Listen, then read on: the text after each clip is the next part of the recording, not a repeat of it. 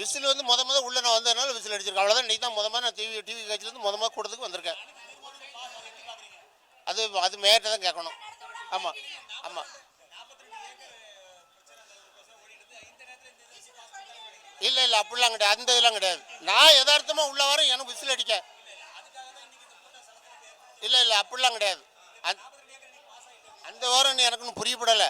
எனக்கு அந்த அளவுக்குலாம் எனக்கு விவரம் பார்த்தாது. நான் இல்லை என்ன நீங்கள் அந்த இது ஏற்கனவே எனக்கு சொல்லியிருக்கேன், அதனால அதை முடிச்சிட்டேன்.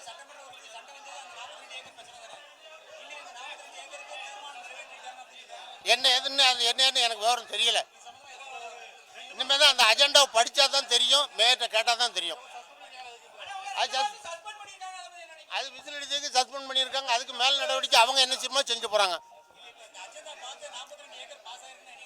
நான் அஜெண்டா படிக்கலை, நான் பார்க்கவும் இல்லை. அது நம்ம என்ன எதுக்குன்னு நம்ம அடுத்தாலும் நான் போய் தான் இது பண்ணணும். எது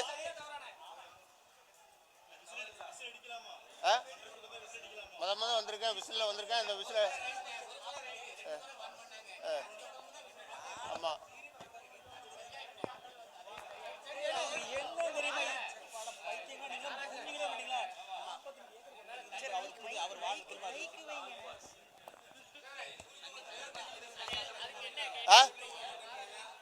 அது சொல்லுவேன். வந்து கேட்கும்போது கரெக்டாக நான் சொல்லுவேன். நீ உள்ளே இருந்து வெளியே பார்த்துட்டாங்க, எல்லா கொண்டு வந்தாங்க, தண்ணி பாட்டில் எரிஞ்சாங்கன்னு நான் கரெக்டாக சொல்லுவேன்.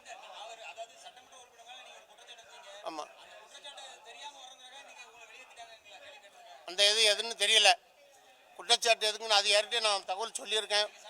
சந்த பிள்ளையார் ஆமாம், காவல்துறை ஸ்டேஷனில் பதிவு கொடுத்தேன். அது ஒரு பக்கம். ஏற்கனவே உங்களுக்கு பேட்டி கொடுத்துருக்கேன். அது ஒரு பக்கம். இப்போ உள்ளதுக்கு நான் இப்போ வந்ததுக்கு அப்புறம் இன்னைக்கு தான் இந்த துண்டு போட்டு முத உள்ளே வந்திருக்கேன். முத விசில் அடிச்சிருக்கேன். அந்த விசிலுக்காக என்னை வெளியே போய் சொல்லிட்டு என்னை சஸ்பெண்ட் பண்ணிட்டாங்க. அது வேறு எதுன்னு தெரியல. நான் வந்தது என்னோட குறிகள் தான் நான் சொல்ல முடியும். அவங்க என்ன பண்ணியிருக்காங்கன்னு தெரியல. இல்லை ஆமாம், துண்டு போட்டு விசில் அடிச்சது தான் என்னை வெளியேற்றி விட்டாங்க. அது என்ன செய்தாங்கன்னு தெரியாது எனக்கு. அந்த தீர்மானம் இருக்குல்ல, இன்னைக்கு இந்த அதாவது நான் இந்த கட்சியில் சேர்ந்து இன்னைக்கு தான் வந்திருக்கேன். முத வரும்போது இந்த துண்டு போட்டு தான் நான் வரணும். தண்ணி ஆமாம், தண்ணி பாட்டில் கொண்டு மேலே எரிஞ்சிருக்காங்க, ஒரு கவுன்சிலர் மேலே எரிஞ்சிருக்காங்க. அப்போ இதுக்கு என்ன பதில் யார் சொல்லுவா சொல்லுங்க? நான் இவ்வளோ வேறு வேலை இருந்துச்சு, வரமும் இல்லை. எனக்கு வேலை இருந்துச்சுன்னா மற்ற வேலைகளும் பார்த்துக்கிட்டு இருக்கேன். அதெல்லாம் நானாக தானே வரேன், இன்னும் யாரும் கூப்பிடவும் இல்லை. ஏற்கனவே எல்லோரும் எதிர்ப்புன்னு ஆகிப்போச்சு. எதிர்ப்புன்னு ஆகணும்னு எப்படி வந்தானே அப்படிங்கிற முடிவில் தான் நான் வந்திருக்கேன். எனக்கு வேலை மற்ற வெளி வேலைகள் எனக்கு உண்டு. என் வார்டில் உள்ள வேலைகளை பார்க்க வேண்டியது இருந்துச்சு. பார்த்துட்டு இந்த கூட்டத்துக்கு இப்போவுமே நான் வர முடியுமான்னு எனக்கு சந்தேகம். அது அந்த விவரம் எனக்கு தெரியல சார். அந்த விவரம் அந்த அளவுக்கு நான் பார்க்கல. ஏற்கனவே நான் கம்ப்ளைண்ட் கொடுத்துருக்கேன். அதுக்குள்ள விவரம் என்னங்கிறது அப்போ அந்த இடத்து மூலியமாக நான் காவல்துறை கம்ப்ளைண்ட் கொடுக்கல. நான் அது படிக்கலை, அஜெண்டாவெலாம் நான் படிக்கலை. புக்கு நான் கையில் வச்சுருக்கேன். இப்போ தான் ஒரு பேப்பர் கொண்டு கொடுத்தாங்க. நேற்று சாயங்காலம் தான் கொடுத்துருக்காங்க. தெரியாது, நான் பார்க்கல, அதை கவனிக்கலை. உண்மையிலே அதை கவனிக்கலை.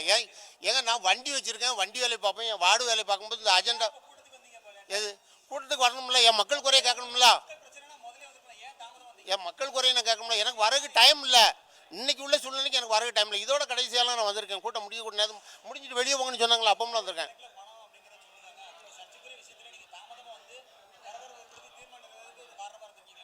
இல்லை அப்படிலாம் கிடையாது. கோடிக்கணக்கான பணம், அந்த பணம் இந்த பணம், எனக்கு அந்த ஓரம் தெரியாது. ஆமாம், அது நாங்கள் போலீஸ் இதில் அது வேறு கதைக்கு நான் கம்ப்ளைண்ட் பண்ணியிருந்தேன். இதே கதை தான் அவன் உள்ளே பார்க்க போனதுக்கு தான். அது என்னை அப்போ உள்ளதுக்கு அந்த ஸ்டேட்டில் அது ஸ்டேட்னு இல்லை, அந்த யதார்த்தமாக உள்ள போய் பார்க்க போய் என்னை மிரட்டினதுக்கு தான் ஸ்டேஷனில் கம்ப்ளைண்ட் கொடுத்துருக்கேன்.